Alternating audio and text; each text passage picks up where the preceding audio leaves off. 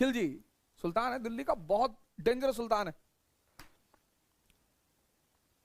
कहता है मेरे खुसरो साहब से कि मुझे निजामुद्दीन औलिया से मिलना है, बुलाओ उन्हें।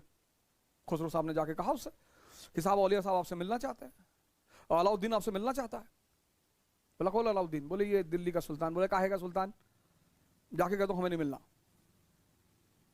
अलाउद्दीन को पता चला कि यार कह रहे हैं हमें नहीं मिलना।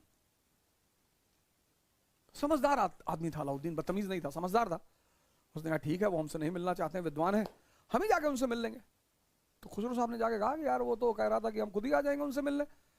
बोले उसे बोल देना 2 दरवाजे हैं मेरी खानकाह में, एक से वो अंदर आएगा, दूसरे से मैं बाहर चला जाऊंगा। डिप्रेशन में आ गया अलाउद्दीन, पैरालिसिस हो गया उसको, पैरालिसिस। ये अकबर सलीम चिश्ती की चप्पल उठाता था, संत हरिदास से चोरी से मिलने गया, चोरी से। संत हरिदास के शिष्य थे तानसेन, उसके यहां बजाते हो जाते थे। तो एक बार अकबर ने कहा संत तानसेन जी से कि यार जब तुम इतना अच्छा बजाते हो तो तुम्हारा गुरु कितना अच्छा बजाता होगा, तो एक बार बुलाओ अपने गुरु को। अरे बोले ये गलती मत करना, किसी के लिए बजाते हो जाते नहीं है वो देश वो। अकबर ने कहा यार मैं एक बार सुनना चाहता हूं। कहा वो बजाएंगे नहीं, भाई तुम हो कौन? कहा लेकिन मैं सुनना चाहता हूं।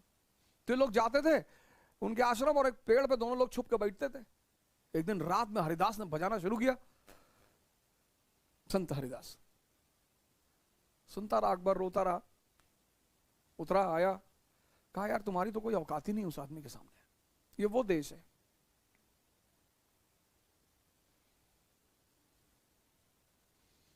तुलसीदास कभी मिलने नहीं गए अकबर से, मिलने ही नहीं गए। ये वो देश है जहां कर्जन भारत पहुंचता है और कहता है India is a country of shockers and jugglers. कहता है कि भारत तो मदारियों का देश है। बनारस के एक बहुत बड़े संत से उसकी मुलाकात होती है किनाराम बाबा के आश्रम, और वही कर्जन कहता है East is a university where a scholar never gets a degree. वही कर्जन कहता है East is a university where a scholar never gets a degree.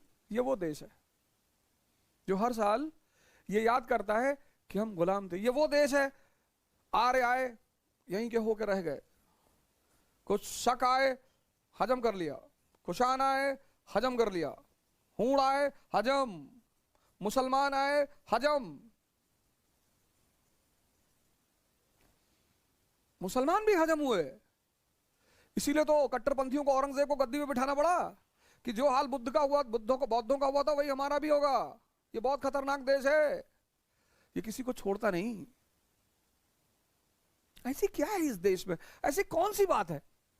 Shukla ji ने कहा ना विश्व गुरु, क्या है भारत में जो हम ध्यान नहीं दे रहे हैं? सबको हजम किया हमने, ये देश ही ऐसा है। भारत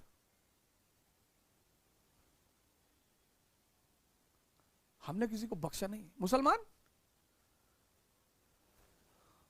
50 नाम मैं आपको गिना सकता हूं।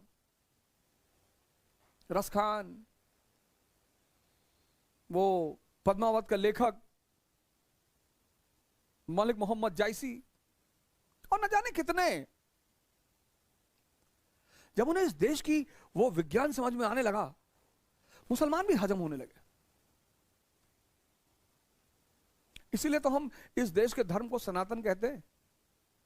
किसने शुरू किया नहीं पता। इसलिए इस देश की संस्कृति, इस देश का धर्म वो किसी एक आदमी का नहीं है,